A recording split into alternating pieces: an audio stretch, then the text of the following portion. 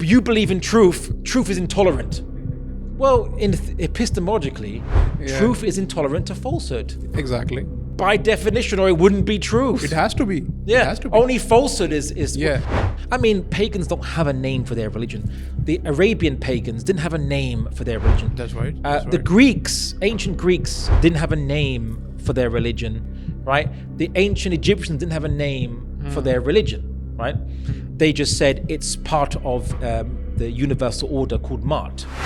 The Lord of Mischief, Loki, that has a very similar equivalent in Indian mythology as well, and that you might be surprised to know Ravan, as the North Indians despise, the South Indians worship him. So that is a very similar sort of situation like Loki. Maybe this looks like Sanskrit doesn't actually come from India, the ancient language of the Vedas, because we see words related to Sanskrit, or Sanskrit related to those words, in West Europe. That's far away, right? What's going on? And in the south of India, it's a completely different language family. Exactly. Dravidian.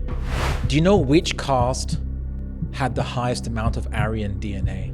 The Brahmins. The Brahmins. And it was preserved because of the marriage laws they implemented. So that would mean that the Hindutva are technically, many of them, the descendants of raped female slaves. Potentially. They found animal fats in the excrement.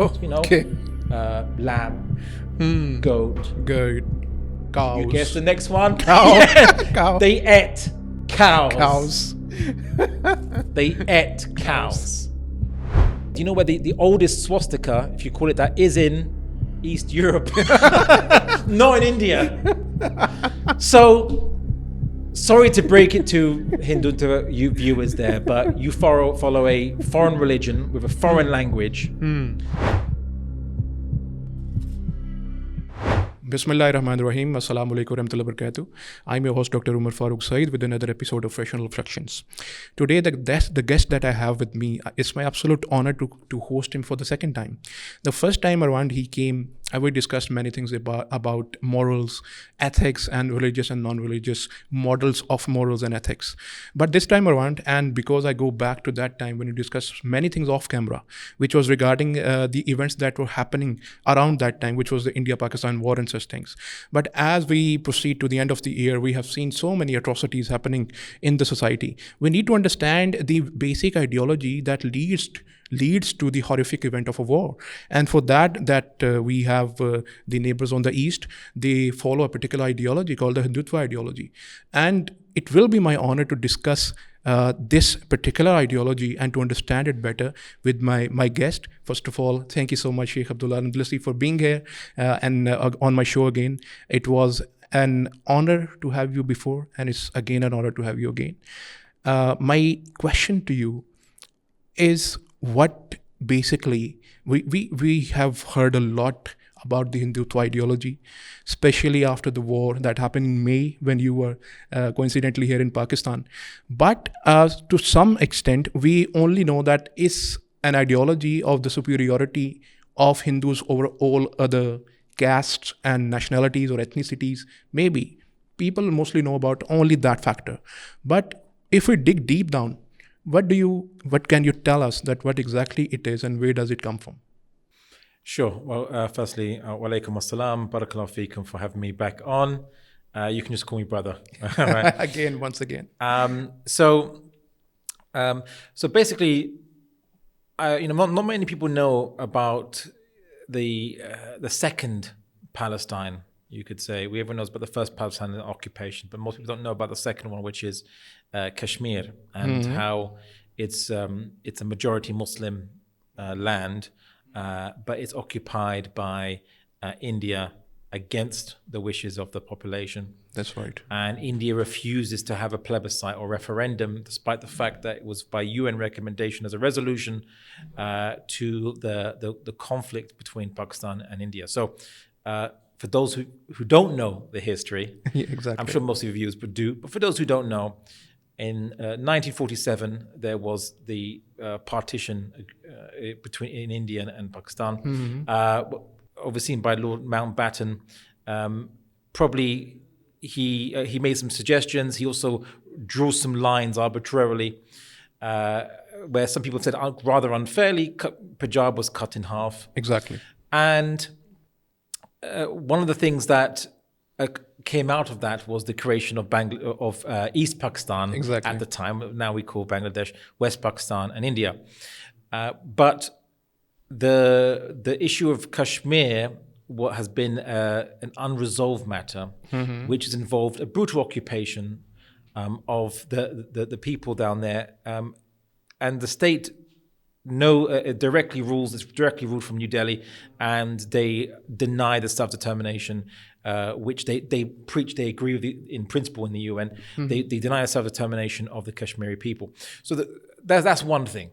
On the other thing, we hear on an almost daily basis lynchings of Muslims in India, accused of trafficking in cows, killing cows. They could be having, lamb bones in their plate, and someone says that must be a cow, and they get lynched. Exactly. The police are very reticent to arrest or prosecute the people in these lynch mobs. We're seeing Muslim women being told they must take off their hijabs in order to go to school. They're told that the school is a secular institution, despite the fact that the school celebrates Hindu holidays and festivals and so on and so forth, and doesn't touch the Sikh turban. So very selective application of policy. Exactly. We see people who go out and demonstrate and protest. They have their houses destroyed by bulldozers, claiming that they go over zoning laws and so on, but not being applied on Hindu houses, of course. And their houses destroyed summarily without even court order. So usually you have to go to get a court order for this and so on, but no, it'll be summarily. Some people have said they've taken this out of the Zionist playbook, basically. Okay. There's been actually a lot of connection between India and Israel. And that's right. Many, you could say, Indian security forces have actually had Zionist trainers go over and train them on tactics against anti-insurgency or suppressing populations. So, what's going on here? What's happening? So, to go back to the issue of partition of 1947, it used to be the British Dominion, the British Raj as they called it, and it was a dominion of either British Crown controlled territories directly, and principalities owned by local, let's say, Nawabs and princes and so on and so forth. So Britain couldn't hold on to it forever. World War II basically destroyed the British Empire. They were bankrupt. And there was a rise of independence movements. Now, when Britain came to India, they called it India. The whole area was just India. And so they referred to the people as Indians. One of the issues that the British made, and you could say a lot of it is due to the fact that they're foreigners from that land, they're ignorant and also a bit racist as well, is they come and they say Indians are one people, or they just view them as the Indian people. But Indians, quote unquote, people of Al-Hind in Arabic, which is anyone that's east of the Sindhu River, which is what the Persians would obviously first. It's the Persian word Sindhu, which then became Hindu. They're not one people. They're multiple ethnic groups with multiple languages. Some completely unintelligible to each other. They don't look the same unless you're basically an outsider and racist and ignorant, of course. Exactly. So there was multiple nations. And when the British were contemplating partition, there was a number of theories that were posited as to what to do. So there was the multiple nation theory, which wasn't a strong candidate, but made more sense, which is India is a mix of ethnic groups. Okay. If a nation is defined as an ethnic group, ethno-linguistic group, so why not just let them have an independent state for each ethnic group or region or what have you, and call it a day like we've done in other parts of the world, they said. That wasn't a strong idea. Okay. The other idea, one of the major ideas was a one nation theory, obviously championed by Mahatma Gandhi, who argued that we're all Indians somehow, which is in essence a British construct, and we're all from Al Hind, and so we should. It's like saying we're all Asians, we're all from Asia. Asia should be one country, so we should have one territory. It will be a very powerful and big territory. Now, some people cite the fact that the Mughals ruled a large portion of, let's say, the Asian subcontinent, the South Asia, you might call it. Yes. And so it would be natural it should retain some kind of large borders, like the control in the past by these different empires, or what you might call it. And of course, there was obviously Ali Jinnah famously argued for the two-nation theory, which is he realized, well, wait a second, if you total up all the Hindus and all the Muslims and so on, Christians was too small of a minority. Muslims are only 1/3 of the population. That's right. So in a democracy where the majority rules, the majority would be biased and prejudice the minority Muslims. That's right. Right. So he famously said, and I'm paraphrasing, it's like, how can we live together? We eat what you worship. We eat the cows that you worship. Basically, we eat your gods. Yeah, They're quite tasty. Okay, he didn't say that bit. Right. But he meant that. yeah. So, and the McDonald's in India looks atrocious, basically. Just all, without the beef. All vegetables. I don't know why even. There is no McDonald's without the beef. Yeah. That's simple as that. Yeah. So Ali Jinnah rightly surmised that beef would be a cause of beef between the Muslims and the Hindus there. So he argued that, look, Muslims should have their own state and it should go to Muslim majority areas. Now, that would mean, in theory, that because Punjab at the time was a Muslim majority state, and the fact, to the chagrin of the Sikhs, who reckoned that because they were they had been the recent rulers of that land, that they should continue to rule it, and they didn't care about democracy. I mean, some Sikhs, I'm not saying all the Sikhs, but there was a strong Sikh movement saying that no, it should just go back to Sikh control. You thought, well, Punjab would just go to Pakistan, but no, it was no. We're gonna cut this in half, and so some people complain that Lord Mountbatten disproportionately gave territories to India, or the Hindu majority state, where many Muslims in that east half of Punjab were now stuck in India now.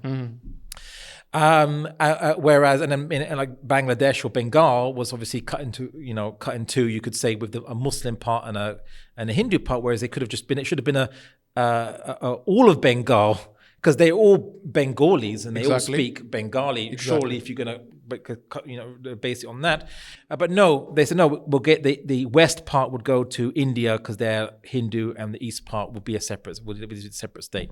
So people complain that it wasn't done fairly based on the majority of people in a territory, but territories were actually cut into pieces to allow India to retain as much land as possible. So that was one gripe issue. Now, the princely states, which were not under direct rule by the British Crown, they were allowed to choose whether they would accede to Pakistan or India in this. So Mountbatten went with, obviously, and Britain went with the two-nation theory. And in that, India wasn't very fair, should we say.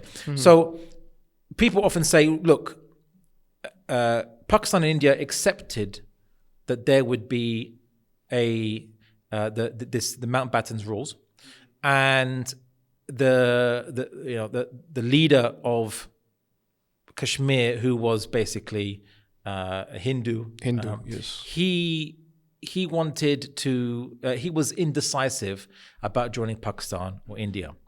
I think he reckoned that some of these princes were trying to push for independence. We'll just be an independent. Because I want to retain my rule as a prince, and my family dynasty. So we'll rule for independence. Now, because Kashmir was a majority Muslim state, Pakistan said, well, we should have a claim to this because it's a majority Muslim state. It should go to us. Many Kashmiris wanted to at least be part of a Muslim majority rule, not be under Hindu majority rule, because there was even prior to partition, there was many clashes between Muslims and Hindus in some areas, not all, in some areas, which was cited by right-wing Hindu movements to say that Muslims are an enemy amongst us. So this happened before even the partition. That's right. And so Pakistan, in essence, tried to was worried it would go to India. They tried to force the issue, so they tried to encourage an uprising in Kashmir, and they also sent some, you could say, militias in to support the Kashmiri uprising. Now, Hari Singh, the prince of it, couldn't maintain the state by himself, so he actually asked for Indian help. India said, "Oh, if you want our help, you're going to have to accede to India. And maybe we'll make a special allowance for Kashmir to have a special status. If you'd like, that's our concession. We can't let you be in there forever, but we'll make a special concession, special status. But if you want our troops, you need to accede to India." Now, apparently there's dispute whether he actually did accede to India or not. Some people say that he promised it, but he never actually did. And the documents that India produced later were forged, but that's a different discussion. There's some scholarly dispute on this, which I'm still in the early days of investigating further. Okay. But the Indian troops came in. Obviously, then Pakistan had to send its troops in, and the war went on, and it ended in a stalemate with the lines of control as there are today, with the Pakistani side called Azad Kashmir, and of course the Indian side, which we would call occupied Kashmir. Pakistan got a hold of some of the territory of Kashmir in 1948, if I'm not wrong, because there's 35% of it is now administered by Pakistan. Now called Azad Kashmir, as you know. Yeah. And so India said, well, look, the rules were that each of the princes of the princely state decide where the territories go. So by the rules, this belongs to us. Pakistan saying, look, let's have a referendum. UN came in to obviously mediate upon this, recommending that there should be a referendum. And it was agreed that all the countries should move their militaries out, and then there could be a referendum. So technically, the UN considers Kashmir to be neither to India or Pakistan. It's a disputed territory. A disputed territory that should be allowed to have its own referendum. Guess what? India has never made any steps to allow a referendum because it knows that if the Kashmiris had a choice they lose it. Between India and Pakistan, they would prefer to choose Pakistan. And India doesn't want to let go of Kashmir. There's a source of many rivers from there. It's strategic. It also connects to China and so on. So that's the state of play on the political side. But people didn't realize that India has shown brazen hypocrisy in this regard because of most people don't realize, technically there's an actual occupied territory of Pakistan that's been occupied by India, and it's called, if I'm pronouncing it properly, Junagadh. Okay, I'm not pronouncing it. You cannot pronounce the Gade, which is in Urdu. I'm not even going to try. I have to practice that a few times in the mirror, I think. So what most people don't realize is that the Nawab of said, okay, well, I choose according to the agreed rules by both sides and by Lord Mountbatten that we will accede to Pakistan, and Pakistan actually accepted the instrument of accession. So that's right. It should have gone to Pakistan. What did India say? No, that's a Hindu majority territory. It should go to India. There will be a plebiscite or something. There should be a plebiscite, which they knew where it would go to. So they then basically instigated a revolt in there and supported it. Basically, took it over. Had a plebiscite under their own control, of course. And of course, lo and behold, the majority Hindu said we want to be part of India. So why is it that majority Muslim Kashmir is not allowed a plebiscite, right? And India disputes, saying, well, the rules are that the Prince of Kashmir decides that it should be part of India, so therefore we should follow these rules. But when it comes to the Prince of Junagadh, the rules no longer apply. There's also another state people don't mention called Hyderabad. Yes, as you know. Yes, Hyderabad. Who actually didn't want to join either India or Pakistan, wanted to be independent. India said, it's a majority Hindu, so we don't care. And you might say, well, if we're talking about the RSS, which I'll come to later, and the Hindutva, doesn't that come a bit later on? Well, if that's the case, why did the supposed secular Indian government at the time cite that a state being majority Hindu is significant for it to That's be. right. It must be now part of India. It's a majority Hindu. So again, they literally just invaded Hyderabad and took it over. It doesn't matter what the prince wanted or what have you. They don't care. Rules be damned, out the window, thrown out the window. Oh, but when it comes to Kashmir, well, the rules we all agreed on, you're not following these rules, Pakistan. So now that's double standards. So that's the kind of political state of play as it goes on today. Now, you also forgot to mention, by the way, I think it was in the 1971 war, if I believe it was in which East Pakistan got away from Pakistan. Yeah. Yes, sir. Now, 1971 war, you didn't mention it, but technically Pakistan took a bit more of Kashmir, Chamb, I think. Chamb, yes. They actually took it's a small piece, but they took a little bit more during that war, actually. So right. So Pakistan has been it did take a bit more, but it lost not to India, but it lost to making independent state, East Pakistan, exactly, in that war, where many Bengali nationalists cited the fact that they say, look, we're more the majority, or there's more of us. We're not represented in parliament proportionate to our numbers.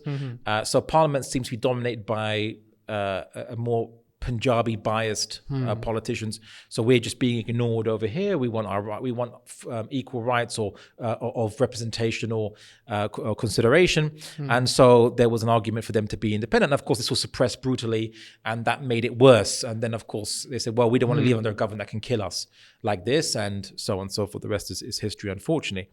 So these are situations where that developed in the Indian subcontinent, for those obviously who want to know a bit more about that.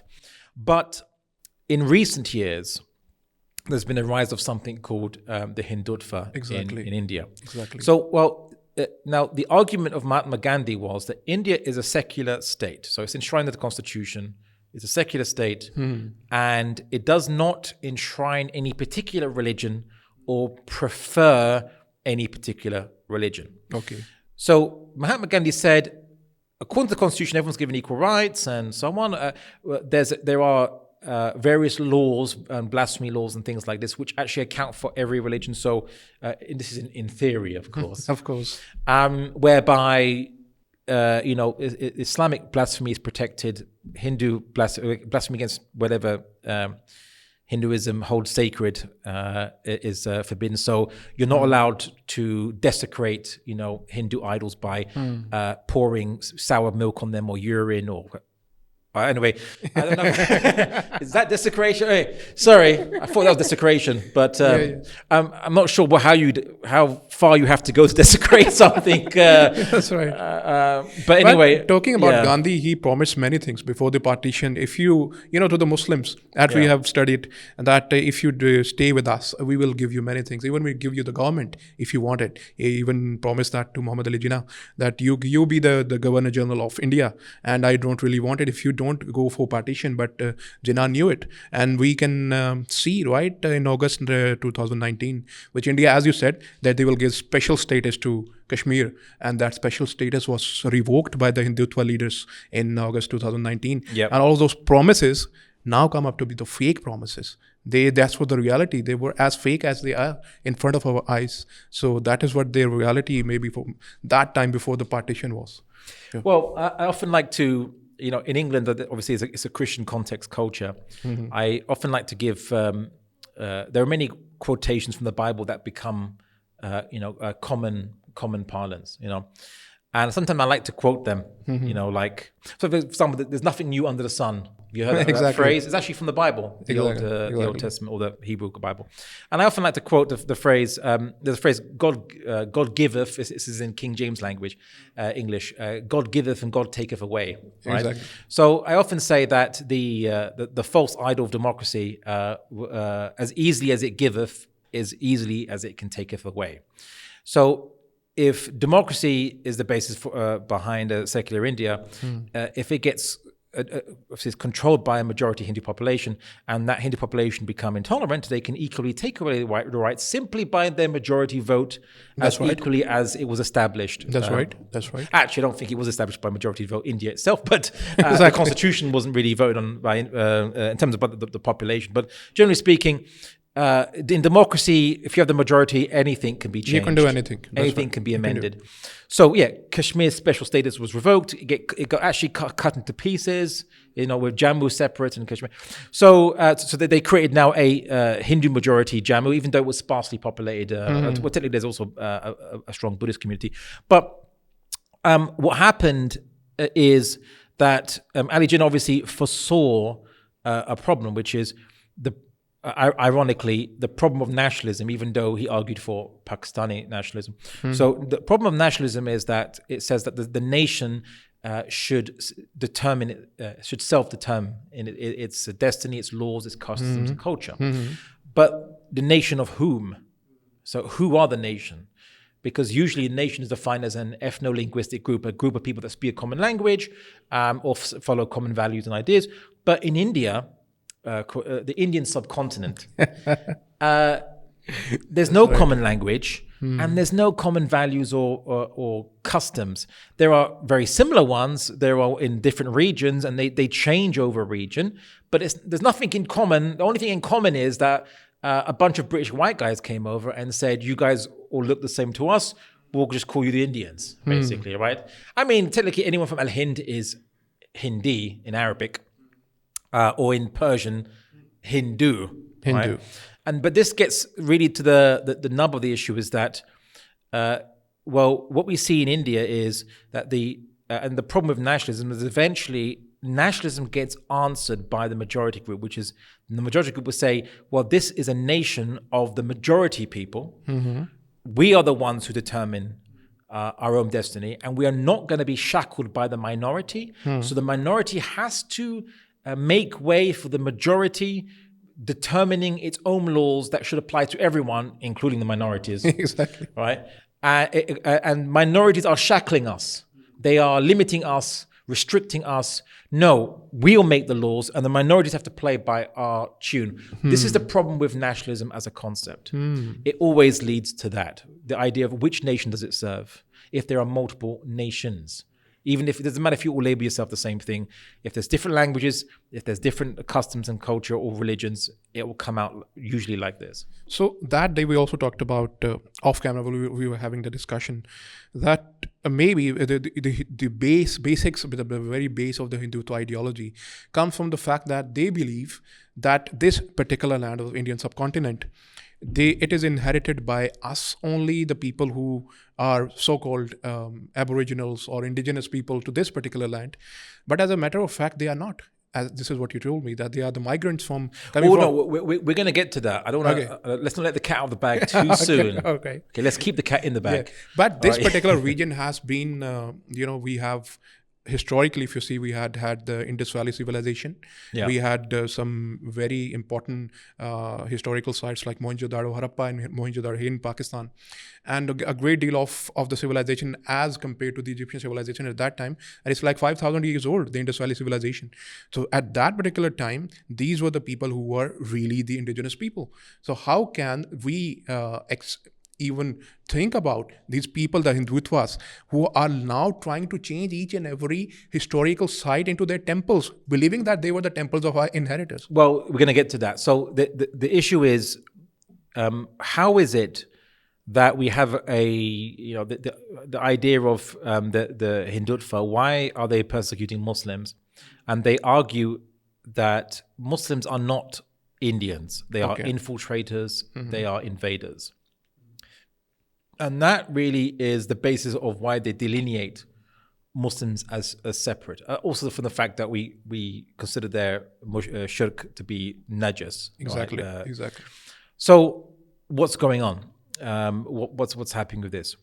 So there's two things. One is because we believe in the truth of Islam, and we believe there's only one God, and it's an insult to the creator to say the only way we can get to the creator is by worshipping things that are completely not the creator, and so on, right? And so, which I'll get to. So idol worship, worshipping statues, creations, and they're statues not of the creator, because you can't represent the creator in a statue, but they're statues of created things, animals as things well. that look demonic, things that look monkeys, elephant heads, All animals, the Ganesh Yeah. thing, which has a few conflicting myths and stories and so on.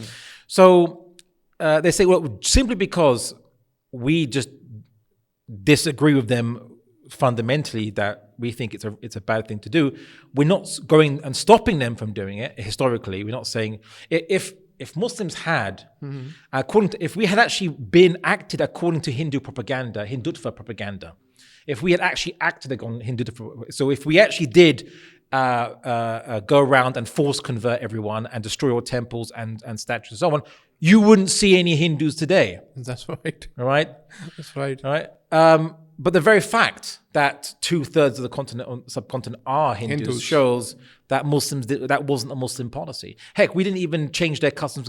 The British came and changed their customs culture. They used to practice something called sati, which was if a husband dies, the husband dies before the wife, then the wife should join the husband on his funeral pyre. That's right. Okay?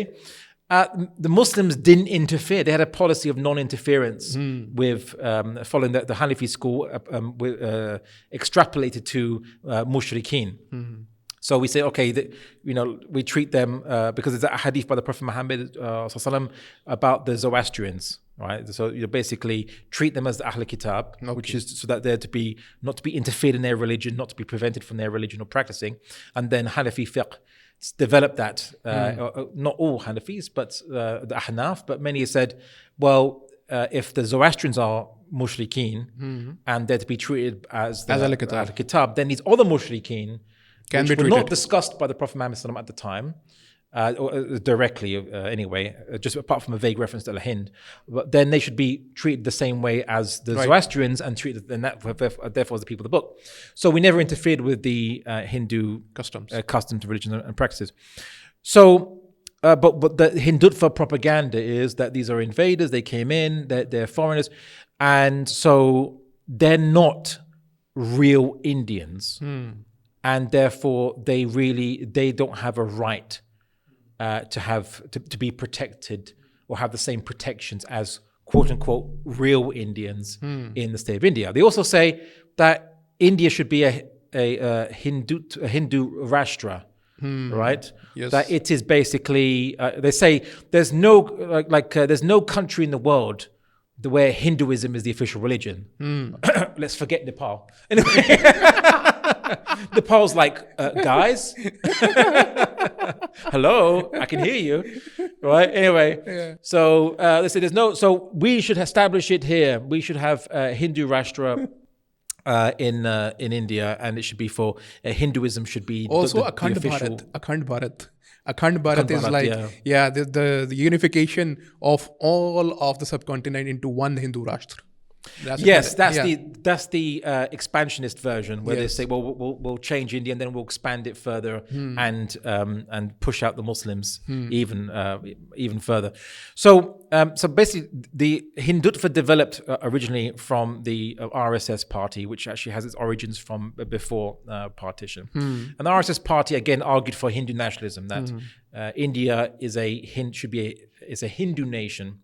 A Hindu state should be a Hindu nation, and so when we get independence, Hindus should be the one that dictate the laws and the rules and the morality and so on, and the minorities have to kind of succumb to that and be dominated by that. And if they don't like it, they can go. So, and of course, they also said Muslims are our enemies and so on. Now, the thing is this: just because Muslims believe that what they're doing is shirk akbar of the highest kind, and it is we find it to be spiritually and ritually unclean because it's an affront to the Creator, should have no business to them. Yeah, we disagree. So what? But they will say, no, this is intolerance. Well, it's intolerance that we disagree with you. So then the only way, so you're going to persecute us until we agree with you, then aren't you being the intolerant ones to us? So look, if your religion is so truthful, then you can withstand criticism from us, or at least us not doing what you're doing. To you, your deen, lakum dinakum waliya deen. As the Prophet Muhammad said to the mushriks of his time, which is to you, your deen, to us, our deen then. No, that's not acceptable. They view it as an affront. And because they say, well, you say that your way is the truth and our way is not. And I say, well, yeah, if we believe in the truth, then we have to believe that what is not in agreement with the truth is not the truth. It's like saying, oh, you guys, you believe in truth. Truth is intolerant. Well, epistemologically, truth is intolerant to falsehood. Exactly. By definition, or it wouldn't be truth. It has to be. Yeah. It has to be. Only falsehood is. Yeah. Well, I mean, technically, falsehood is also intolerant to other falsehoods, and especially intolerant to truth. Yeah. Because it can't stand the truth. So anyway, they argue that we're intolerant because we just disagree with them. The second point is they argue that Muslims are not native. That's what the main arguments. They are either, they say, infiltrators somehow, creating 1/3 of the population. Immigrants, invaders, or and they would, in a different twist, say they are the children of raped female Hindu female slaves. Okay. When the Muslim invaders came, they raped Hindu women, and their children were Muslims. Because it would never a Hindu would voluntarily convert to Islam because it makes sense. No. That can't have happened. It must have been by the sword, by force, and so on. Even though there is no historical precedent for Muslims going to any other territory in the world and forcing anyone to convert to Islam. If anyone would have done it, Aurangzeb would have done it, but he didn't do it. Although the Hindus hate him for the way he ruled, of course, he ruled justly. And although they try to make him a controversial ruler, but they loved the likes of Akbar because he was really out from the line of Islam, the mainstream line of Islam. That is why they loved him. But as you were talking, I would really like to dig into the basic ideology of Hindutva. Where does it come from? Do you believe, can it come from the caste system that they believe in, because they, for some matter, believe that our caste, or we are superior, ethnically, racially superior to other people, so that is why we cannot share our place with other people? Is that the reason, or you believe there can be other reason for that, for their superiority complex? Well, I mean, the Hindutva superiority complex is the one that they say that like all nationalism is an argument for ethnic supremacy in a land. Okay. So this land is ours, therefore we should rule it against anybody else. And we shouldn't be in equal status with anybody else. We should be the rulers. Like Zionists. Zionism is the belief in Jewish supremacy in Palestine. So Jews should have a political supremacy in Palestine. That's Zionism. That's what it simply means. And similarly, as those Jews are not ethnically Israeli, these Hindus are not ethnically, or maybe ideally from the particular land, or they are indigenous to this land. Okay, so the issue of European Jews whose ancestry is in 2,000 years in Europe, and intermixing with European, intermarrying Europeans, there is some Middle Eastern DNA that they have. That's right. But they've intermarried amongst Europeans for 2,000 years. They've become their own ethnic group now. Okay. At what point, you can't just say, well, 2,000 years ago, some of my half, at best, half my ancestors were from the Middle East. Therefore, I have a superior right to Middle Eastern natives who never left their land. Right? Is ridiculous. But that's a side point. That's right. So let's look at, you could say, ethnogenesis, the idea of the Hindu. So basically, like many of the issues in the world, political issues in the world, the British are to blame. Right? Okay. Right. Before you complete that, is it an international law or something that you live in a land for too long, you become indigenous to that land, and you are supposed to live there, and no one can move you from there? Is it some law or something? Well, I mean, it's more custom. So it's more. it's more considering that if it's customarily, you're considered a native customarily of a land, then you're a native of the land. Okay. Because you can't set, it must be 100 years, 50 years, 200 years. What makes you a native of a land? You could say if you were legitimately born in a land, then you're native of that land, I suppose. Right.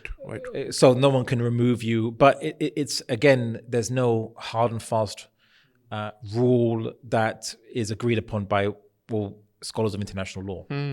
But going back to the point, so the British came and just said, okay, everyone's all Indians. But what they realized is that they say, wait a second. So, the word Hindu in English is Persian word, right? It's because to the east of Persia, they see as in Persian, the Sindhu River. So everyone that's beyond, from their perspective, everyone that's beyond that river are the Sindhus. Exactly. Right? Exactly. So of course, then eventually the S gets dropped and it just becomes Hindus. Okay, then the Arabs come and obviously with the rise of Islam, and they don't use the Persian pronunciation. They call it Hind. Yeah, and they say anyone's from Hind is Hindi, so Hindi. So they say, okay, well now that whole area is Al-Hind, and everyone from that land is Hindi. But they would know there's different ethnic groups and tribes like there is in everywhere, but it was a name for just the land, and anyone that's from the land is called Hindi.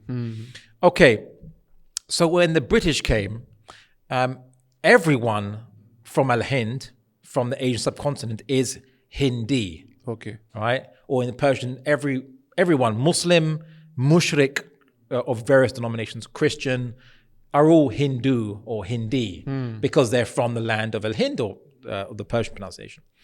But here's the problem.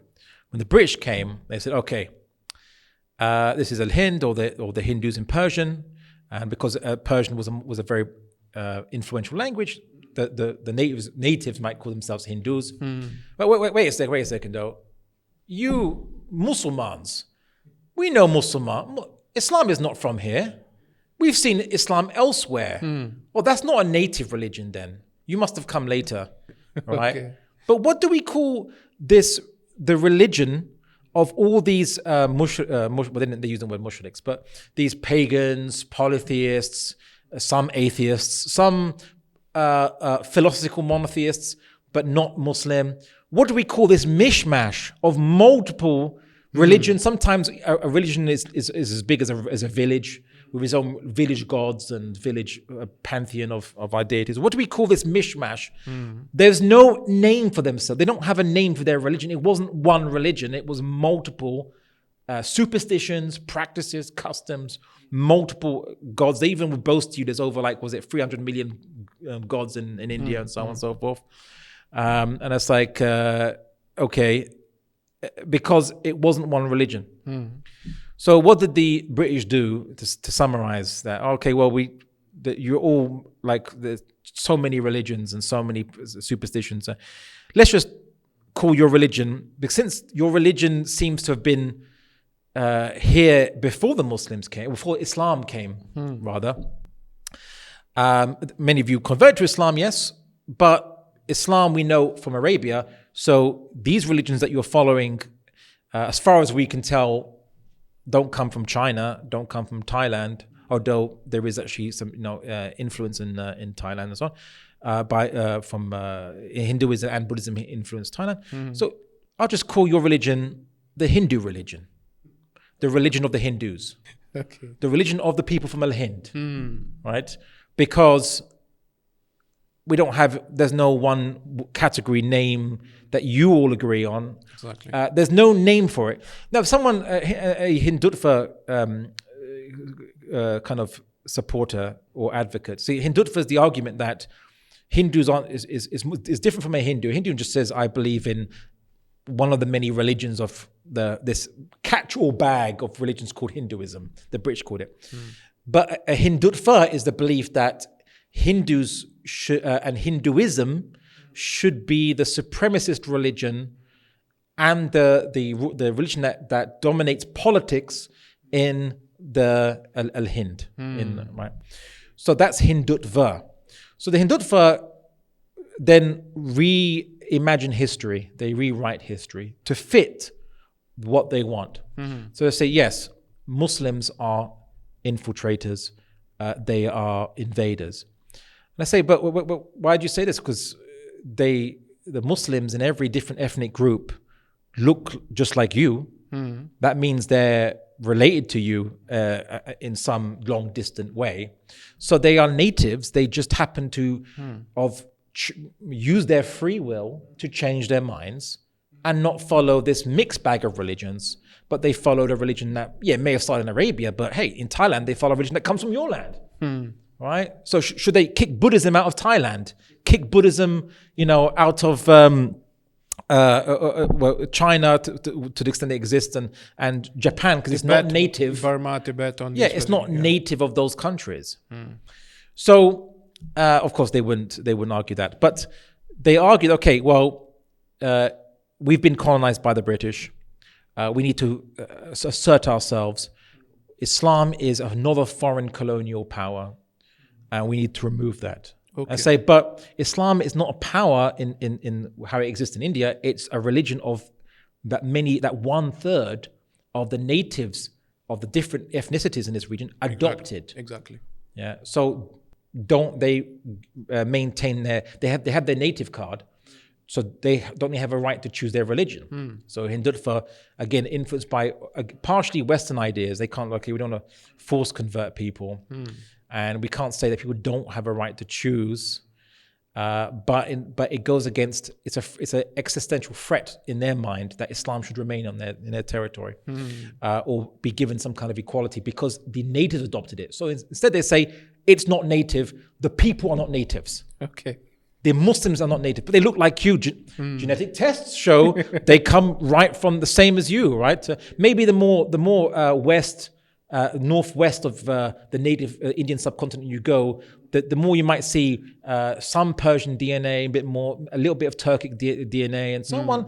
But that's just normal migrations and things, intermarriage, whatever. But by and large, they're exactly DNA as Hindus. Right. That's right. And they say, no, but they're the raped slaves of the descendants of raped slaves, and they're not natives at all whatsoever. They're all foreigners and whatever. So first they have to say that Muslim Indians, quote unquote, are foreigners. Okay. And they say, well, because Hinduism is the religion of Al-Hind, it should be the state religion of the state of Al-Hind, right? And therefore, this is where the argument comes about. So a lot of it is the British fault, because pagans don't have a name for their religion. The Arabian pagans didn't have a name for their religion. That's right. The Greeks, ancient Greeks, didn't have a name for their religion, right? The ancient Egyptians didn't have a name for their religion, right? They just said it's part of the universal order called Mat, which is universal order and justice. The Romans and the Greeks would say that being religious is just being pious. So being religious, or they said being pious and just. They would just call it that, but they wouldn't say they have a name for it. And some Hindutva say, no, we have a name for our religion. It's called Sanatanam Dharma. And it's like, where does that come from? Where does that come from? Because firstly, they get it because they find some Veda, one of the texts that they look up to, not even a Veda, sorry, much later text that talks about a universal law. Sanatanam Dharma means a universal law, right, or eternal law. So maybe it's an eternal law in the universe. The ancient Egyptians believed in Mat as it was just a word for the eternal law of the universe. Exactly. So it was just a word means eternal law. But technically, in different regions where they would speak a Sanskrit-based language, they would say, if you were following the law, or you were following being pious or religious, or just being just, or following your place in society as a caste member, you were following the Dharma. Okay. But Dharma just means law, right? It's like, go to any country and say, are you law-abiding? Yes. Oh, that's a religion. Yes. Like, no, it's a description of my relationship to the customs and local laws of my area. So if I'm law-abiding, like a law-abiding person can be in Brazil, and a law-abiding person can be in America. They're not following the same laws because they both describe themselves as law-abiding. Exactly. Right. So a Hindu person describes saying, "I follow Dharma." He's just saying, "I follow law or laws." I say, "Okay, but what laws? Which customs, which culture?" They don't really have those kinds of laws, because if you talk about Hinduism is the combination of amalgam of rites and rituals from the people, what they believe to be some songs and stuff. Bhagavad Gita is all about the songs and other parts, some mantras, if you would know. So where are the laws? That is a very good question. If they talk about that, this is the law that we need to follow, and that makes us into a different religion or a distinct religion, then they are just the combination of the rites and rituals, the way the law is. That's a very good question. Well, you see, the thing is this. So I suppose the question is more in detail, what is Hinduism? And can it be a basis for a way of life? Can it be a basis? Can you call it a religion? And so I mentioned it was much of an amalgam of superstitions and things like this. What I mean by this is, now, before I can explain that, I really have to explain pagan religions. Pagan is a usually word we refer to as non-Abrahamic religions, and usually idolatry or polytheist usually. So what do we mean by this? So how did pagan religions develop and form? And in any culture and society, both ancient Greece, I realized ancient Greece and the Indian subcontinent has some parallels. So ancient Greeks didn't have one religious holy book. But what happened was that they had a bunch of myths, legends, different ideas of gods, and so on and so forth. And they didn't all have the same words for their gods, or they didn't all worship the same gods locally in different regions. Maybe a city would have a patron god that would be the one that they would refer to. So Athens based on Athena, for example. So Zeus is the one who they believe to be from those legends, that he was the bigger one, the creator. He's the strongest one according to the more accepted stories, the more widely accepted stories. He's the stronger one of the current pantheon. He wasn't always. He promoted himself. Anyway, we'll get to that. Okay. So what happened was that you had a different superstitions, folk beliefs, and so on. Then what you'd have is storytellers. Now, storytellers would go around to village, town by town, and they would tell stories of heroes, legends, and gods. And as they would go around, they'd get paid for it, of course, and they'd go around and they would basically tell people stories. And over time, you can't tell people the same stories, they get bored, so you might vary it, or there are different variations of stories. Each storyteller makes his own version. Exactly like, and you'll love this, exactly like what's it called, the Marvel universe, cinematic universe, or Marvel, or that makes more sense. Agencies. I have to be honest. Yeah, that makes more sense. There are reboots, remakes, right, of this, which is why, for example, there are many different origin stories for Ganesh. By the way, for example, Zeus is also in Marvel universe. Okay. Zeus had a character. He had a character in Thor, Love and Thunder. Zeus was a character. Okay. He fought with Thor. Okay. And got killed by Thor. All right. Well, the funny thing. Okay. The funny thing is, we see history coming full circle. Is that what started out as myths, legends, stories that varied and had remakes and reboots comes all the way back to overtly legends and stories that are. But the only difference is that, and some people thought that maybe some of these storytellers knew they were just stories, but they were just told because they were interesting and inspiring and entertaining. But what happened is usually you get maybe a famous poet like Homer, for example. Yes. You get people who wrote the Iliad and so on, Theogony, and these are books which you could say synthesize a lot of legends down, and they're written in poetry, like the Odyssey, the famous one. Yes. Or they get synthesized in a book and poetry, and the book becomes famous, like Shakespeare's works. They become famous because of beautiful poetry, and in a sense, they become famous. They then become the mainstream canon. Right, of these legends. Meditations by Marcus Aurelius got very famous because he was the emperor, and he wrote the book, and it got very famous because of that reason. Defining Stoicism, Roman Stoicism, because of the one who wrote it, and also he was a good writer. So in ancient Greece, because these books became were very well written, they became popular. There was no official council like a church council. So this is now the official book of our religion. No, it was a popular book. You can agree with it, you can disagree with it. No one cares, but it's very accepted because it's so well written, so nice. So this will be agreed upon canon. There's still variations.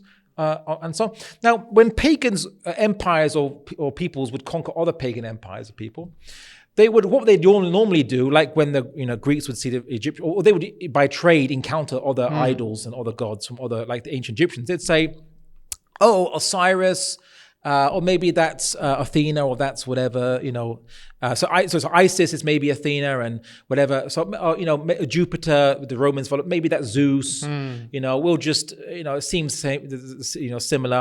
So and Aries is Mars and so on and so forth. Maybe that's who who you worship.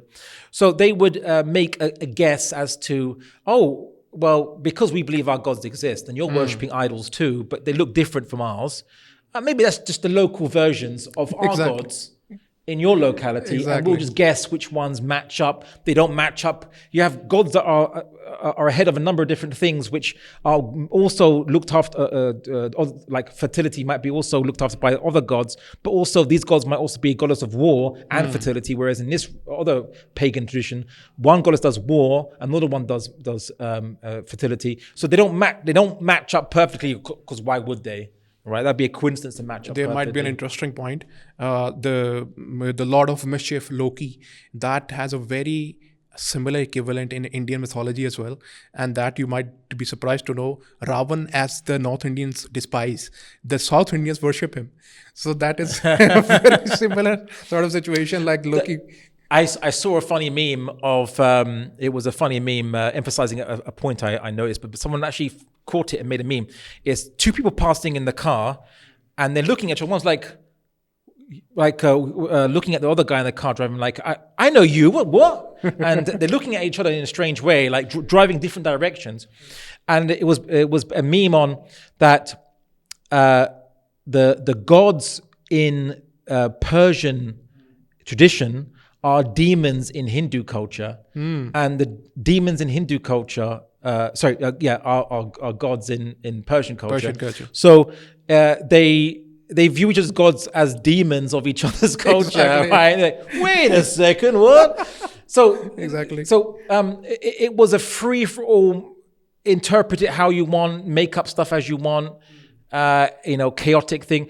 Now, what would happen is that the courts in India of the different historical kings, let's call them pagan kings, they would entertain storytellers and so on, poets. That's right. And basically, the idea of the Vedas, the more older writings, much like the Iliad and what have you, became famous books, and you'd have people that would spread storytelling, and they'd also spread these books as great epics and so on and so forth. And so in the courts of many of the different kings in the north of India, these ideas would spread and become accepted as mainstream literature.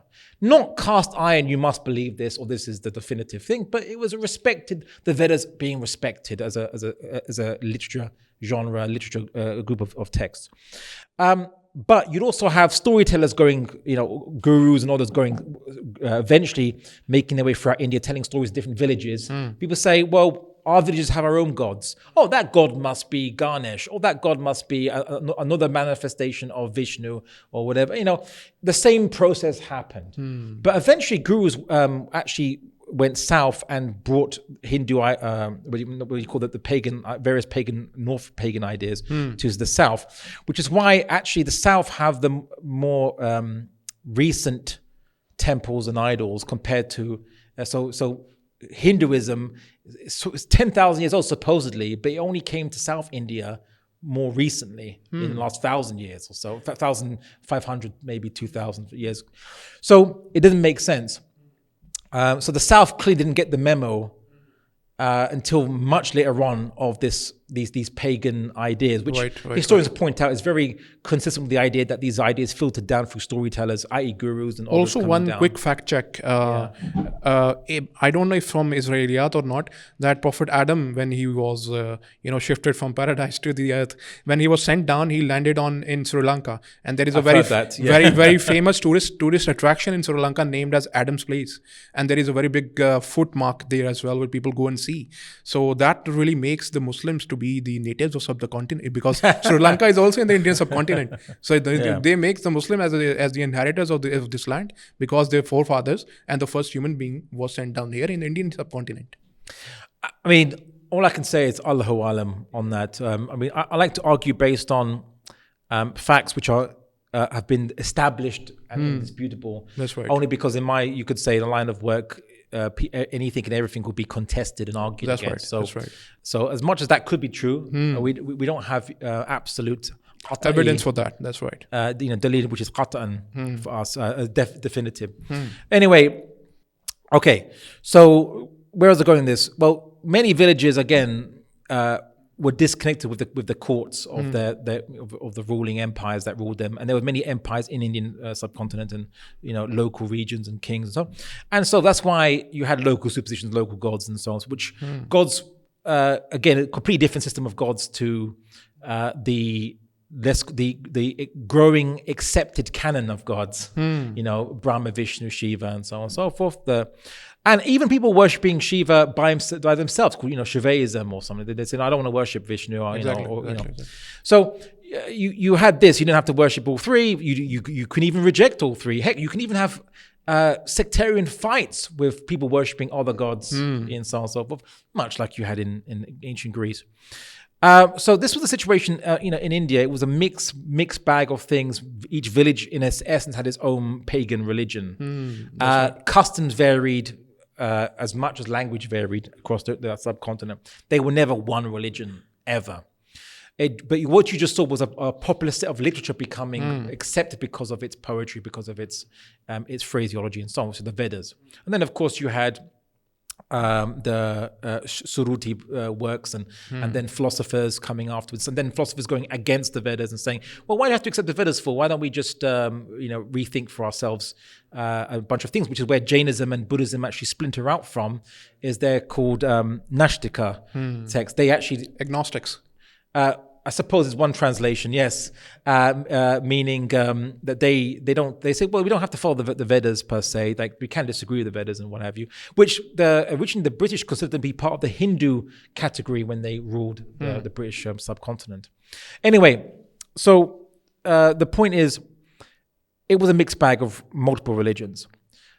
And for Hindus to say, well, we follow one religion, even though what they would consider to be a religion has mutually contradictory morals, customs, practices.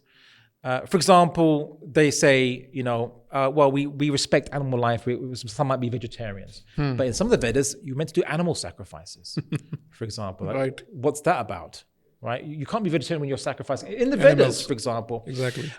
You get gods mentioned in the Vedas that are not worshipped as the mainstream guys. Like, for example, you get... Agni and Deus Pater. So Deus Pater or Pater, right? Very interestingly, Deus, that's interesting. Pater, father. Sky, Deus meaning sky. Sky father is the head god. And then Agni, a god that has like a hammer type thing, lightning, and also god of fire, right? Where I think in Urdu you have the word Ag. Ag means fire. Interesting, there's a Latin originated word called ignition, ignite. That's interesting. We'll get to that in a second. Why is that? Anyway, so like, and of course, I think in the community I'd love to meet in Pakistan. I don't think I'll meet them in this journey, but the Kalash. Oh, they are not Pakistanis. They're right on the top. Right on the north top. So the Kalash, some of them have blonde hair, which is very interesting. They follow, according to many scholars, a very old form of what's called Hinduism, basically still worshipping the oldest gods in the Vedas, the oldest ones mentioned, right? So the Sky Father is meant to be like the head god, but now no one worships him amongst the Hindus. They worship these newer gods, right? That's interesting. That's right. As a which we'll get to in a point. So, what's going on? Right? What's happening? What's this? So, the key story element, in the narrative of Hindutva, of Hinduism, or the Vedic respecting practices and customs, though not all of them are. You can even be an atheist and still be Hindu. Hindu just, in essence, means not Muslim, Just by the not Christian. rituals you practice. Yeah, not Muslim, not Christian, right? Yeah. I even heard there are actually some Hindus that in some parts of India that actually have no problem eating beef, for example. Okay. So it's not actually, they don't view it as a problem because there's no text that actually bans it. That's right. But anyway, so the key element of the Hindutva narrative actually might be radically wrong, shockingly wrong. Okay. When the British arrived, they noticed something surprising. It's like, what's your name? And someone said, Naam. Wait, you use the word Naam for name. We use the word name. That's similar. Father, right? Depending on the pronunciation, pater or Peter. Peter. Mother, right? Similar words. Brother, sister as well. There's actually, there's similar. And it just went, the list went like, there's a lot of common words with even English. Heck, I was even shocked that in Portuguese to say today is hoje. Hoje is today. Okay. Means today. Aj. in Urdu, right? Why this commonality? Everyone start realizing, wait a second, why all these similarities in this wording, right? What's going on? In Persian, similarities, even Slavic, East European languages, it spreads throughout. Like what's going on? Well, there's a European languages are a family, right? They have a common origin. But Sanskrit has many words which occur in Latin, in Greek, in Slavic languages. What's going on? So it was hypothesized, wait a second, maybe this looks like Sanskrit doesn't actually come from India, the ancient language of the Vedas, because we see words related to Sanskrit, or Sanskrit related to those words, in West Europe, that's far away, right? What's going on? And in the south of India, it's a completely different language family. Exactly. Dravidian, right? Because they say, well, Sanskrit starts. The Hindus will say that's because Sanskrit started in India, but it then traveled to Europe. So Europe comes from our, their languages come from our languages. But what about the Dravidians though? Because they follow a completely different language family. So what? They didn't get the memo that Sanskrit was the native language or the native family.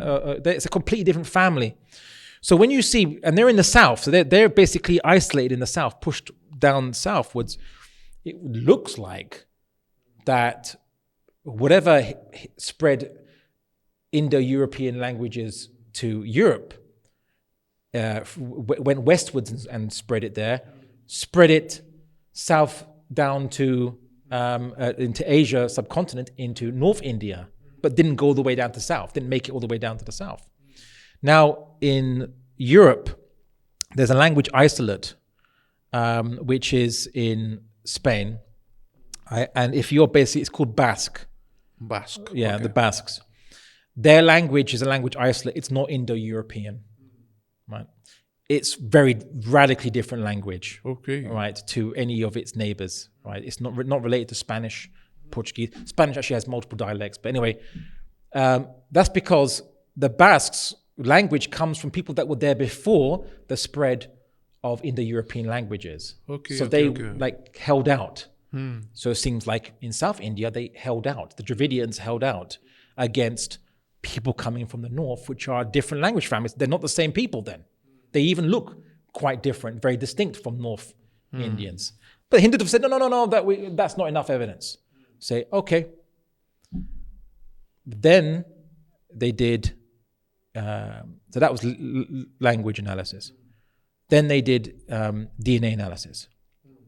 They discovered Mohenjo-Daro and Harappan people's ancient civilization, 4,000 or 5,000 years old. Okay, they finally found some DNA evidence they could recover. So then let's now compare it to modern Indians, let's say, where they fall in the spectrum. And they found a strange discovery, which is that it most resembles Southern Indians. And there's a key element of the DNA that is in North Indians that is absent in Harappan civilization DNA, completely absent. But it gets stronger the north you go, where North India, not Pakistan, but North India has a strong element of this DNA. And it gets stronger and stronger the more northwest you go. The Kalash have it in greater numbers. And you can only find that level of a specific chromosome and DNA in Polish people. Polish people. Yeah. And I've actually noticed that if some Polish people look, if they just had darker skin, they look very North Indian. Ooh. Some of them. You compare some North Indians to no shape face and so on. People notice this, but all right. So what's going on there? Although it's actually spread throughout Western Europe, that DNA too. The Polish DNA. The DNA that was found, this element. Right. So it was hypothesized, this DNA appears to be, we have a hypothesis, the Aryans, as because the Persians named Persia Aryan. It's called, Iran is from the word Aryan. The northern kingdoms mentioned in, I think it is not Bhagavad Gita, or I think it was it's the Mahabharata or something. Mahabharata. Yeah, sorry, my bad pronunciation on the show. So it mentions these North Indian kingdoms, called the Arya, of the people of Aryas, which people say means, what does the word Arya mean? People think Aryans mean the nobles or the nobility or what have you. So it talks about these northern Indian not southern Indian kingdoms, but northern ones. And they, so they call Aryavarta, I think is the term. Anyway, so people say, well, this looks like the northern Indians are described as having these Aryan kingdoms. The Persians also use the word Aryans have been nobles, then the ruling caste also use this term.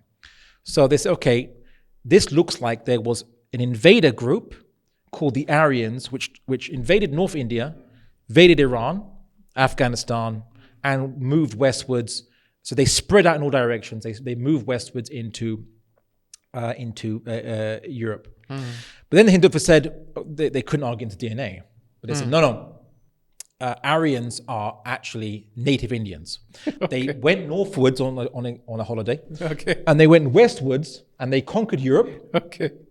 So Europe is from the descendants of Indians. And I often point out as a joke to show the ridiculousness and say, because many of them support Zionists, taking over Palestine and saying, they're Jews. Jews are going, they might have been separated by 2,000 years, but they're going back to their ancestral homeland. It's not colonialism. And I say, then Britain didn't colonize India. Britain are just, British people are the descendants of Aryans going back home to India. They're just coming home. You should have said, welcome home. Why did you leave the Raj? They're the descendants. And you think descendants have a better right than the natives to rule, like in Palestine, so they should be ruling too. Exactly. That's a wonderful point. Right, anyway, that's one of the contradictions of Hindutva. But anyway, it gets worse. But still, we need to debunk the myth of this nativeness. So there is no certain nativeness to what they claim to be, these Hindu, especially the North Indians. Well, it gets interesting, right?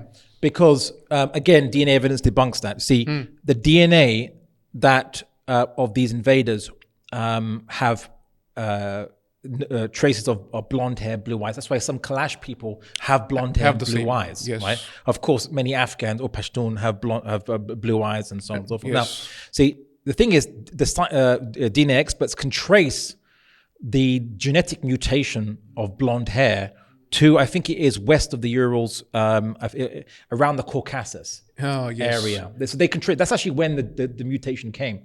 So what they said is that there's a migration westward by you might call the Aryans, and then they actually some come eastward again. Carrying the blonde hair genetic mutation, because they know it's from the Caucasus. They come eastwards and then they go south. And they bring that blonde hair mutation with them. Right. So it's actually, we can trace it, and it's not from India. That's right. That's right. So these are Aryans. Then they did DNA analysis of what they call North Indians, in order for the DNA study of the genetics was fraught with Hindutva motivated and biased geneticists trying to argue about how they report their findings. Say, no, don't call the North Indians Aryans or whatever. No, just call them ancestral North Indians and the South ancestral South Indians. Right? Okay. Yeah. So you're making a distinction because you don't want to admit. Okay, fine. We'll give you the label you want. Ancestral North Indians, ancestral South Indians. All right, fine. But when they looked at Indians across caste, do you know what they discovered? What? A joke is coming. It's not a joke. The joke is the reality. Okay. Do you know which caste had the highest amount of Aryan DNA? The Brahmins. The Brahmins. And it was preserved because of the marriage laws they implemented. Okay. Only marry a Brahmin. Don't pollute yourself further with marrying the lower castes. Okay. Right?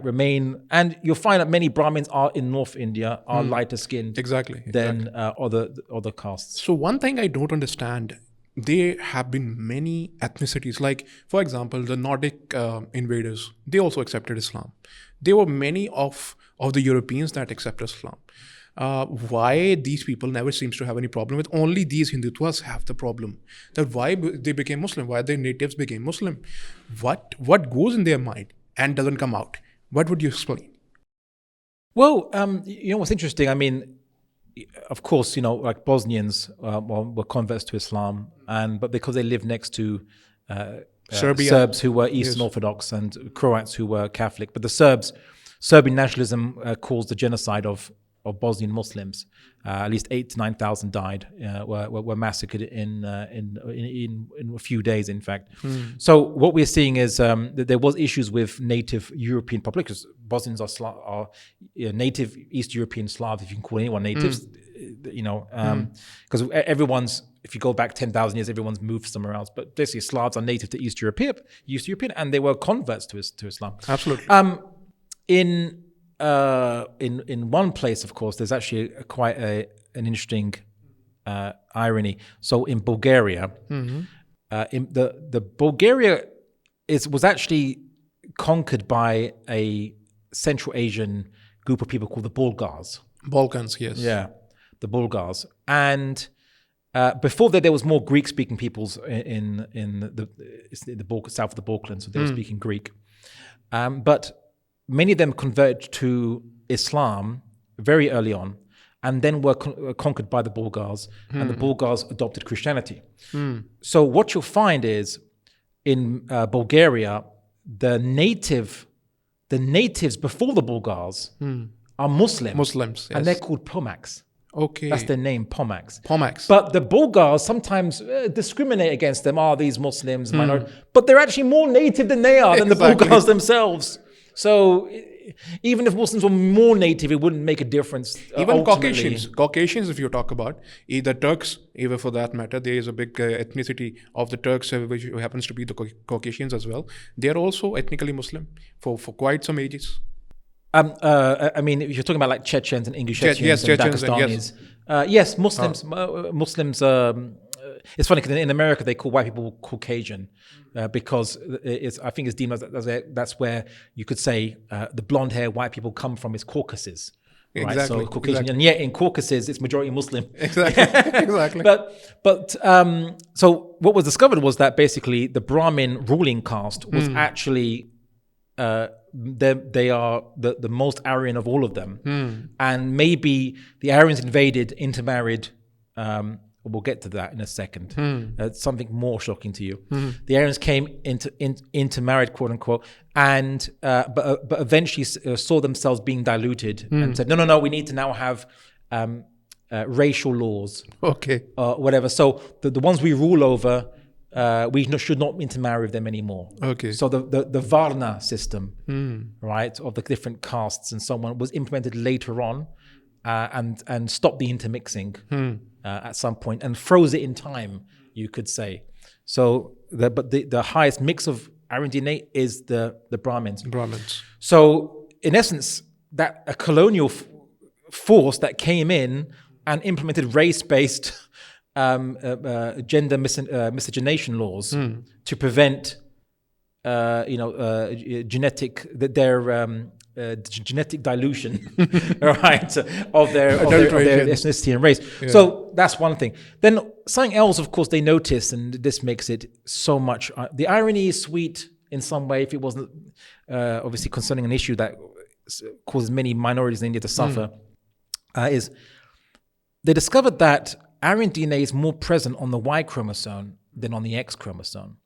Okay. In these peoples, which suggests that the invaders were mostly males, not females. Exactly. But the absence of an equivalent male DNA of the natives suggests that the males of the natives many of them were wiped out or just disappeared from the scene. We don't know how. They're not represented in DNA. If they were still around intermarrying, they would be there, but they're not. Exactly. So it suggests a massacre of male natives and the enslavement and concubinage of females, of North Indian native females by these Aryan invaders. Okay. So that would mean that the Hindutva are technically, many of them, the descendants of raped female slaves. Potentially they fall in their own pit. That's the irony. You couldn't make this stuff up. SubhanAllah, Allah has such an irony there possibly, right? So this is the thing. The Vedas contain references to gods. Like for example, the first god mentioned was the Sky Father. Okay. Now, interesting. The Sky Father occurs in the Mongols believed in Tanri, which also the Turks believed in too. Tanri means Sky Father. It's a Central Asian name for the head god, heavenly god. Yeah.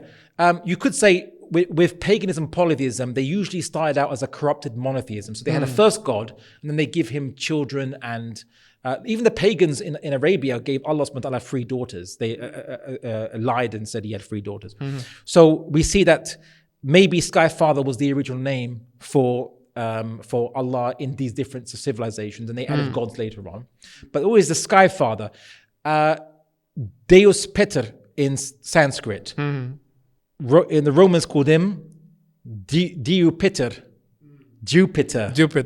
Okay. Now Zeus, yes, is Zeus, but Zeus had a father called Kronos. Kronos, and Kronos had a father called Uranus. The word Uranus. Yes, yeah. But Uranus means the sky. That the first god was the sky, basically. And I think Greeks still use it today, meaning the sky, Uranus. So the idea of a sky father being the head god, or the first god.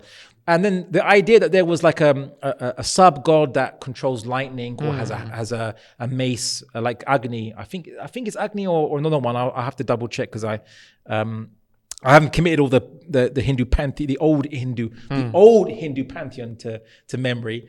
But Thor, yes. For example, right? We also have a ancient Norse god, so a Scandinavian god that may have actually been before Thor and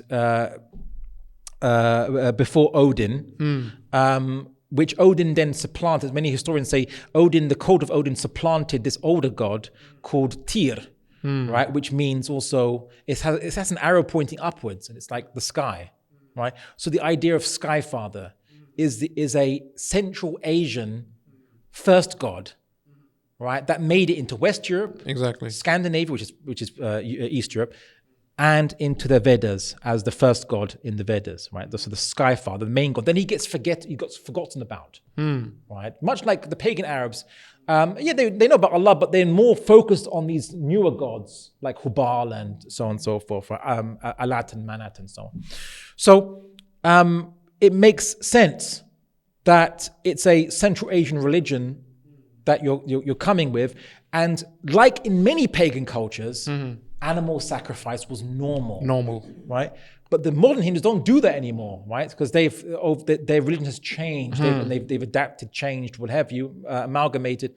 But that's in the Vedas. Rules on how to do animal sacrifices are still in the Vedas. The fourth Veda is about curses and magic. I don't know why that would be useful for the morality. How to curse someone. That's part of our religion. Our religion encourages good morals about magical curses and whatever. It's like, what? Have you read the Vedas? Right? And there's also stuff in the Vedas that make it's nonsense. This is a side point, but like for example, saying that where did the universe come from? Where did the cosmos come from? Maybe God made it, or maybe God doesn't know. What? God doesn't know, right? Yeah. This is the ridiculous theology. Exactly. In the Vedas. As I said, you can be a Hindu today and never read a single Veda or care about it because it doesn't matter. Exactly. Right? Vedas don't matter. That's why many historians say, and sociologists say, that the word Hindu just simply means not Muslim, not Christian. Right? And now, and only now, it means not Buddhist as well. Not Jain. Right? But that's only now. The British considered the Jains and Buddhists to be part of the Hindu category when they were ruling the Raj. So this is the situation. And of course, obviously, I just love to drop ironies. There's one more irony for you that you'll love. Sure. So, and it concerns, funny enough, the Indus civilization artifacts are in Pakistan. They're not in India. So there we go. Exactly. So they discovered, obviously, these cities. And they couldn't find any temples, right? They couldn't find any temple buildings, right? Exactly. People found a pillar and they said, that Hindus say, that's a Shiva Lingam. There's a Shiva Lingam there. And it's like, it doesn't, there's no proof of this, right? Then they found seals on, like where you'd use to seal trade goods or whatever and there's something that had like 3 heads on it, but, and a unicorn. A horse with a horn, which doesn't correspond to any Hindu god. Exactly. Right? It's like they were either worshipping gods pagan gods that were not known to Hindus today or have any relation, or died out or what have you, or these were just mythical creatures, mythological character, of course, not actual gods, because they couldn't find any statues of gods. Exactly. Anyway, which is interesting, by the way. It's like, were these monotheists in a way? Because they couldn't find any temples and so on and so forth. You know what? I once heard a Hindutva guy say, you know why there are no ancient temples, Hindu temples? Because the Muslims came and destroyed them. It's like, you know what? The idea of a mandir actually is more recent, according to many archaeologists. It actually was a recent idea. It may have been after the Muslims came, or at least, or not that old actually, but anyway, but that's not the irony. The irony is sweeter than this. Okay. And it concerns something you can eat as well. Okay. They discovered human excrement of the Indus Valley peoples. Okay. So apart from the fact that the DNA apparently more closely matches a remote community of Dravidian Indians in the south. So they more closely matches them, but that's not the irony. The irony is this: they look human excrement. So we can now see what they ate. They found animal fats in the excrement. Lamb, goat, cows. You guess the next one? Cow. They ate cows. They ate cows. Exactly. So. That's so much for that Hindutva sacred cow, as they call it, that got slaughtered by evidence. And of course, there's many articles about it. That, well, if Hinduism is a 10,000-year-old religion, how comes after about 3,000 years, beyond that, they never got the memo about cows. They never understood that, whatever. So this is the situation, is that there's also that. I think there's also in the Mahabharata, I think it's Mahabharata, it mentions a city called Antioch, Antiocha, right? Antioch. The thing about Antioch is Antioch didn't exist more than 2,300 years ago. I have to double check, so don't. You feel free to Google it. I don't have it to hand, but it's definitely not 10,000 years old. Exactly. It didn't exist beyond 2,300 years old. So whoever wrote the Mahabharata existed after Antioch exists. Exactly. So this and a whole bunch of things shows that Hinduism, as you might call it today, is very recent. And even if you go back to about 1500 BC, or BCE, before the Christian era, right? We see that Aryan invasions arrived 3,500 years ago. So these are foreigners bringing in a foreign language. Sanskrit is a foreign language to that region, it's not native to that region, bringing in foreign gods, foreign practices. And also that's why the swastika, right? You see common motifs of that everywhere in European archaeology, which is why the Hitler, who viewed he used swastika as the sign. Yeah, well, he called it the broken cross. Okay. Broken cross in German, but it's based on earliest symbols, pre-Christian symbols found in Europe. Now, it wasn't exact because there was actually many variations of it that made, like making a wheel of multiple arms. That German sign is absolutely seems like the swastika. It's absolutely identical to that. It's not very different. Yes, I think the Hindu swastika is usually like the mirror image usually, but generally speaking, yes, because there are broken, you could say broken leg designs, exactly. like that, but of different variations throughout. And by the way, do you know where the oldest swastika, if you call it that, is in East Europe, not in India. So, sorry to break it to Hindutva viewers there, but you follow a foreign religion with a foreign language, and you're just upset that there's more recent, more recent, you might call it foreign religion. But if you'd like, you see, they say, and I'll end with this last point. I think I've said enough, but at this last point. So they say, look, it doesn't matter if Hinduism changed over time. It's a continuous tradition that went back 10,000 years. We'll make that claim. We don't have any evidence for it. We'll just say 10,000 years, but we'll say it. And so it's all part of the same religion, even if it changed over time, the beliefs changed, the names of the different gods were introduced and other gods forgotten, but it's still part of the continuing tradition. So it's 10,000 years old. I say, okay, all right, I'll humor you just for following this part. Okay. So the Indus Valley civilization, I think, goes back to about 3000 BC or so, plus or minus.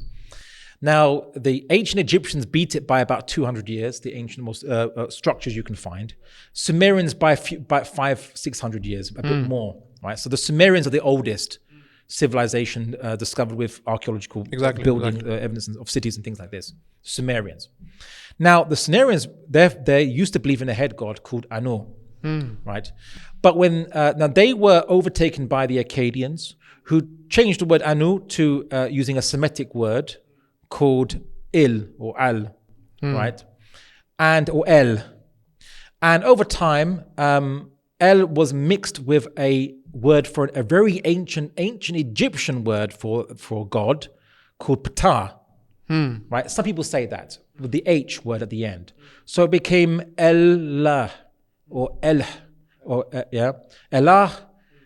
And of course, the pagan Arabs, who are Semitic peoples, their head god was Allah. And of course, Islam, we say, well, let's remove all the false daughters and uncles and chachas and whatever they added onto that and say Allah doesn't have family, he's alone. So then, using the same logic as the Hindutva, Islam believes in not a head god, the only god, but that was part of a tradition going back to Sumerians that predates the oldest archaeological evidence of the Indus Valley peoples, and therefore Islam, by their logic, is older than Hinduism. Exactly. And that's it. That's the ridiculousness of their case. History from multiple angles, using their own logic, goes against them, is ironic, and is grating to hear to the Hindutva supremacist story that they are the first religion, the first peoples, the first whatever. They're not on any of these cases. That they're native, they're not. Right. That's why the Dravidian Indians adopted what you might call Hinduism, quote unquote, later with different names for gods. They even look different. Exactly. Right. So it looks like a foreign religion. Oh, and there's one more last thing. Sorry, before I go, one final thing I think, because now all coming back to me, right? Which is. So this is me on top of my head, by the way. This whole thing's been what I remember from my research a couple of years ago. So people say, no, that can't be the case, because in Sanskrit you have many pronunciations of letters like Junagar, whatever. Yeah, letter pronunciations that don't exist in West Europe. Yeah, so letter pronunciations that are similar to ones that you might have in Dravidian. And I say that's easily explained. It's explained because when the Anglo-Saxons, the Germanic peoples invaded UK, Britain, before it became UK, Britannia as the Romans called it, the native people were the Celtic peoples. As they dominated and conquered the Celtic peoples, who were speaking German languages. The native peoples began to adopt Anglo-Saxon words and what have you, and also they spoke Latin as well, but a little bit of Latin, a little bit whatever. It's a bit of a mixed English, but they couldn't pronounce the words in a German accent. So some words, letters, pronunciations were changed as the natives were forced to adopt the Germanic language. So that then the Germanic language was then spoken by a majority of people who mispronounced it, and that mispronunciation became accepted as the correct as the majority pronunciation. Then it becomes accepted, right? It's much like in today you might have like in the 90s, rap music that has certain words, and then now that those words have now entered into the English language as the pronunciation, as phrases and things that are acceptable, right? That's right. Even though it was initially by a minority of people. Right? So in India, basically, as the Aryan Sanskrit speakers or proto-Sanskrit speakers were coming in speaking, they forced their language on the natives. And as the natives were trying to pronounce it, and they mispronounced it, those mispronunciations became part of the Sanskrit pronunciation. Exactly. But the roots of all the words are traceable to Central Asia and West Europe. So on all four, on a language element, on a religion element, if you look at the origin of religions and the shared by other gods, including Central Asian gods, like Tanri, Skyfar, and you look at it from a DNA analysis, you have a freeway checkmate on the Hindutva narrative that the Hindus, the word Hindu is a British, in essence, it's not a British creation, it's Persian, but the idea of the category of a religion is a British creation. The British created Hinduism as a religion in terms of the category. Like they created Sikhism as well. It was also credited to the Britishers. They gave it the name of Sikhism. Sikh in Urdu means Sikh, learn something. So they were the people who basically they did not call themselves as Sikhs. It was the Britishers who started calling them and started to recognize them as a separate religion. They used to be, the Sikhs used to be considered really close to the Muslims because they came as an offshoot of Islam or offshoot of Hinduism for that matter. So later on, when they started to practice some other practices, so no one would allow them to enter. Like Hindus would allow them to enter their temples and Muslim would allow them to enter the masjids. So they started building the first time, the fourth or fifth Guru, I not remember. They built the first golden temple, which is in Amritsar. And afterwards, the last Guru is Guru Gobind Singh, which is also, by the way, has been a very, distorted fact, which is that Aurangzeb killed him, the last Guru. As a matter of fact, Aurangzeb died 1 year before the last Guru of Sikhs. So that's also been credited to the Britishers that they'd made them into a religion, which Sikhism did not used to be as a well-formed religion at that time. You know what? I've been dropping a lot of bombshells on you in terms of twists of history and iron is. I think there's one last one I will drop to the idea of reincarnation, because that's a very fundamental difference between, let's say, Islam and they call it the karmic religions, the Abrahamic religions and the karmic religions. So if you look at the Vedas or the Kalashas preserve this ancient Hinduism that doesn't have this later added sophistication by Hindu philosophers and others that came later on. So they follow a primitive Hinduism, which is a snapshot of the more original form. But one thing is that in the Vedas as well, reincarnation doesn't seem to be a main thing, or even obvious, or even clearly mentioned, which was concerning. People thought, well, where did it come from? The idea of reincarnation, because if it's not in the Vedas, it's not, because it's a main thing of Hinduism. So, moksha, release from the endless cycle of birth and rebirths and deaths and so on. So it's not a main thing of the Vedas. It's about pagan gods, how to appease them, making animal sacrifices. It doesn't care about moksha at all. That comes much later on in Hinduism. Many historians say this actually developed later on as a philosophy. But what we notice is interestingly amongst the Greeks, the ancient Greeks, like for example, people who followed the cult of Pythagoras and others, believed, and of course Plato, believed in a form of reincarnation. And we know that Alexander the Great, as Skandal, as the Persians, or Sikandar, as I think you call it more locally, came to Central Asia. Could it be, is it possible that Alexander the Great, with his Hellenic ideas, brought a Greek idea of reincarnation, and it became popular in India, in Afghanistan and the Hindu Kush and those areas, leading to it becoming eventually adopted in it, or was it an adoption just spontaneously arose in India, but was a much later idea, because it doesn't seem to exist in early Hinduism. So it was a bid'ah, as you can say, an innovation. So this very central idea of what I call the modern canonical synthesis of Hinduism, the main idea, and a lot of it developed in reaction to Muslims. They'll say, well, we believe in one God. He's called Brahma, right? But a Brahman. But Brahman just has different masks. Maybe he has different incarnations, or he has children who are also his incarnation.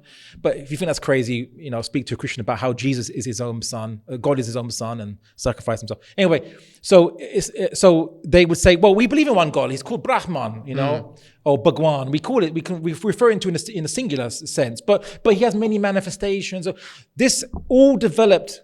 This more greater sophistication developed as a response to arguing with Muslims and debating, as we say, look, one God over your chaotic plethora of millions of gods, which you all claim are all the same, are all gods to be worshipped in different regions and different names, and they don't all have the same portfolio of things they look after. It doesn't make, even though you might say, well, Kali in one place doesn't do the same thing as Kali you claim in another place. It doesn't make sense. So they tried to develop a synthetic synthesis of some kind of what's the phrase they use in the public sense? The main MCU timeline. They developed a main Marvel comic universe timeline, the continuum, or I've got the phrase for it, a main timeline, and then all the variations of the different people are in different universes, right? So the Hindus, quote unquote, many of them developed a majority, not agreed upon, but a majority explanation, where Brahman there's one God but is different, whatever, to try to make sense and argue against the Muslims in some way. But even then, not all Hindus would subscribe to that. You'll need to. So it's a very chaotic religion. There's no ijma, no consensus of anything. And yet they want to come to us who believes in clearly one God. And we simply as Muslims say, look, we don't want to worship created things. Is that a problem to you guys? We want to worship something that is uncreated. Is that a problem for you guys? Must we worship something created? Anyway, so that's the, I think in some sense, I would say that is generally by and large, the main problems with Hindutva. My other criticisms are on Hinduism itself, and this might elongate your session a bit more. But suffice to say, I think I had some Twitter arguments online, and this led me to my profile to be mass reported by Hindutva. Exactly. Me getting shadow banned on Twitter. On Twitter. That's a really nice revenge, I would say. Yeah. Well, that's all they could do with the truth. But Exactly. I had some arguments with them, and I said, let me challenge their theology and just simply say, look, why do you worship created things? And they say it helps us concentrate on the divine, right? This is when because they're prepared for Muslim arguments, right? They're used to it for hundreds of years. Exactly.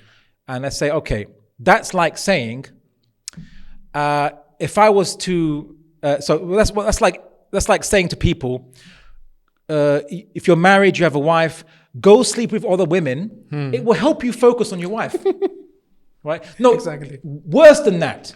Go sleep with a blow-up female doll. Exactly. Because these are lifeless things. Lifeless that things. will help you focus on your wife. On the real one. No, actually, no. Change that, because at least the female doll has some resemblance to a wife in terms of a humanoid shape. No, have sex with a doll of an animal. Exactly. That will help you focus on your wife. On your wife. It's a ridiculous argument. Absolutely. I'm sorry to be so. Maybe I'm not trying to be crass, but it's an insult. The why we say shirk is an insult to Allah subhanahu wa ta'ala. Exactly. Is that He is completely unlike a lifeless creature, a lifeless object that is fashioned in the shape of another uncreated thing, completely unrelated. Exactly. And they often say in response, and they have a standard line here, they'll say, and I'll end on this, they'll say, well, there was a story of a king who banned the worship of statues, because maybe there were Hindu kings that had the same idea in the past, right? They realized their fitra was like, this is wrong. And then someone said, okay, there's a picture of you on the wall. Let me pour it down and stamp on it. And the king got angry. Exactly. And he said, well, why are you getting angry? Oh, that's my image. So clearly it's, the image of the king is sacred as the king. So we will worship the image, we worship his images. And it's like, my response to them is this: okay, bring me an accurate image of the one imageless God. Exactly.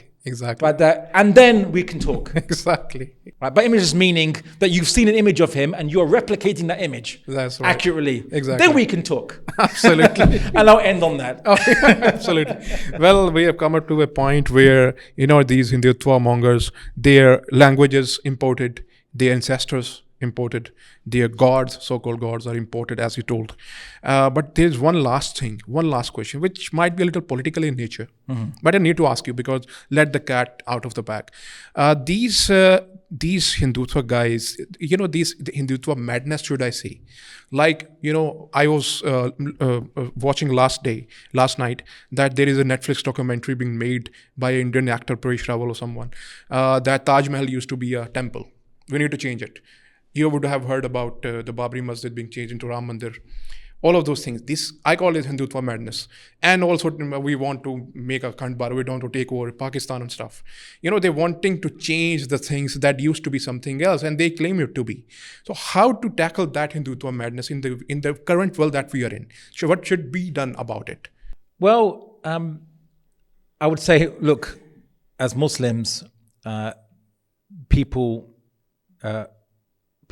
find the truth intolerant, because by definition, truth is intolerant of falsehood. The very existence of truth refutes falsehood. It doesn't have to do anything, just exist and be obvious in people's plain sight.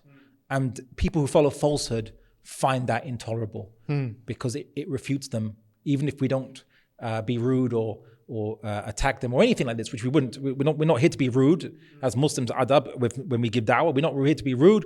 We're not here to physically attack at all anybody.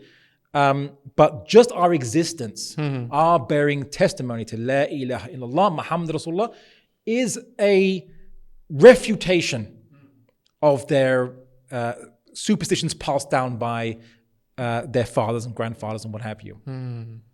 So the issue is not we're intolerant of them, it's they're intolerant of us. And it's an irrational intolerance. And, you can give da'wah, we can explain, we can call them out of that. We can show where they have hypocrisies. Well, you wouldn't like it being treated like this. What if we all said all Indian Hindus should go back to India, and then we all chuck them out? Exactly. And we evict them from Malaysia, Indonesia, the Gulf countries, where sometimes there are some Hindutva supporters are there living in a Muslim country, totally happy to live in a Muslim country, yet hating Muslims and arguing for intolerance in India against Muslims. I say, well, what would you like if we treated them the same way? But ultimately, there is only one real protection against Hindutva, which is the immune system that was bequeathed to us by the Prophet Muhammad sallallahu alaihi wasallam. The Imam is a shield behind which the Ummah fight and defend themselves. Is what the Prophet Muhammad said. Muslims need to be united under one system, under one Khilafah, the Khilafah of the Rasulullah sallallahu alaihi wasallam, which he left for us as a legacy. That's why it's called Khilafah, means successor. Successor to who? To the Prophet Muhammad sallallahu alaihi wasallam. In what? Not in prophethood, but in his position as the Imam of the Jama'at of the Muslims. The Jama'at, we come together, we protect ourselves. We can't let Pakistan perpetually face the existential threat of militant, violent mushriks on their borders, ever waiting to come in. They're waiting for weakness. That's right. I go to every Pakistani city, I see cantonment, military cantonments. I feel like I'm in a military barracks, because Pakistan has to be on almost high alert, it seems, all the time. Because at any moment, any weakness, they can come in. They are waiting to pounce. That's right. Of course. That's why Pakistan had an alliance with a recent military pact with Saudi Arabia, because they know, of course, because they're a smaller country, obviously, the mushriks outnumbered them, if you count Bangladesh, 2-1. So it's not fair militarily, manpower, and so on and so forth. They need the backing of the other Muslims, and that can only happen when Muslims unite. So if we Muslims don't have the Khilafah, we are defenseless. Because let's say India does attack, so what can Saudi Arabia really do apart from maybe block off trade to India or stop trading with India? It's only meager by comparison. If a united Muslim world, do you remember after the Pahalgam terror attack, which they blamed Pakistan for, right? We don't know who instigated it. That's what. That's right. But false flag. India banned all Pakistani planes from flying over India. And of course, Pakistan did the same. Imagine the whole Muslim world bans Indian planes from flying over its borders. They'll have nowhere to fly. They can't go through China. They have to fly all the way around Sudan. Exactly. Look at the map, guys. Exactly. All the way around Sudan, then go all the way around the west coast of Africa, that's Morocco. That's right. All the way around just to get anywhere. Do you know how hectic and chaotic that would be? And of course, cutting off the trade supply on the Suez Canal and the Malacca Strait, which is in Malaysia and Indonesia. That's right. Without any military effort, India will be brought economically down to their knees. Exactly. Right? If all the Muslims simply cut off letting Indian ships through these waterways and planes, without a single shot being fired. Exactly. That's the power of a united Muslim Ummah. It's time, as Muslims, that we solve our problems according to the Quran and Sunnah, and we go back to this solution that's left to us by the Prophet Muhammad sallallahu alaihi wasallam of reconstituting the Jama'at of Muslims, recongregating us under one state, and then appointing an Imam over us. Absolutely. On this note, we end this discussion, which has been extremely informative, extremely enlightening, and of course it was very entertaining as well. And I hope that many of the Hindus, and I do hope I'm going to get double shadow banned on Twitter by the hate comments. And thank you so much for this. And we end on this note. And you have any questions, feel free to comment. And I hope many of them are already answered. But it is, because it's a very long podcast, you would need to watch it twice, inshallah. I'm signing out. Assalamu alaikum warahmatullahi wabarakatuh.